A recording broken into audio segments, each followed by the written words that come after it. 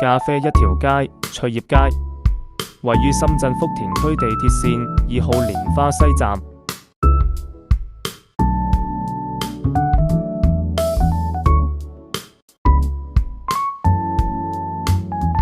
去到第一間咖啡店，我先嘗試一下佢哋嘅焦糖咖啡。牆上面嘅字句引起咗我嘅共鳴。大約休閒睇咗1個鐘書，我又去第2間試一下唔同嘅味道。我另外又點咗1杯 latte 同埋1個鮮果沙律。冷不提防，原來呢間係特別嘅素菜主義，所食到嘅同想象中有啲唔同。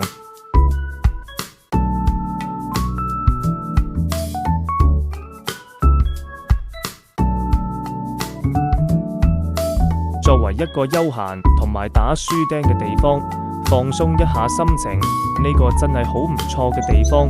而且附近仲有其他地標商場，可以消磨1日嘅時間㗎。充電，繼續為理想奮鬥。EA